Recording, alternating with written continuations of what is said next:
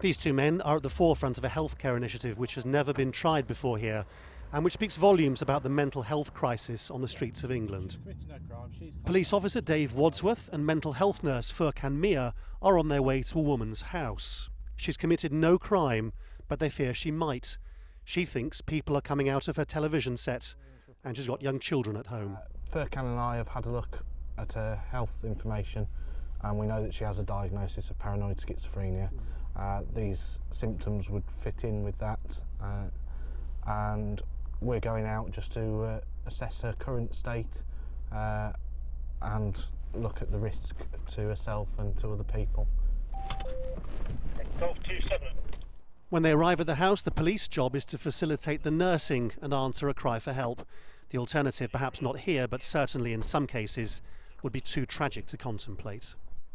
Here, as elsewhere in England, a full 25% of all police time is spent dealing with people with mental health problems after something's gone wrong. And the reason why this pilot is so interesting is that effectively it's preventative policing, trying to get on top of a problem before the criminal justice system has to get involved.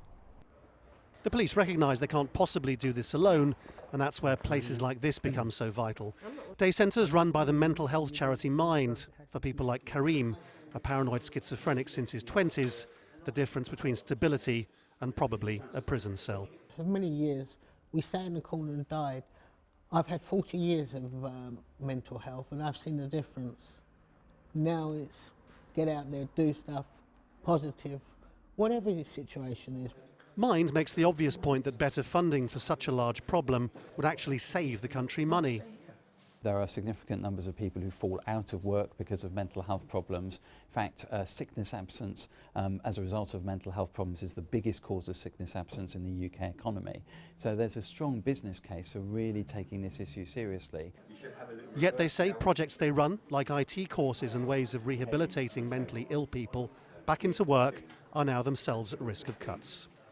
If we lose funding, then our service will close, so they will have to find other services, I presume, in the area. Services may well be of a very poor quality. Campaigners often make the point that if politicians could see what goes on inside the minds of the mentally ill, then none of these problems would arise. Certainly mental illness imprisons the person. A police cell is surely no place to put them. Laurence, Al Jazeera, Leicester.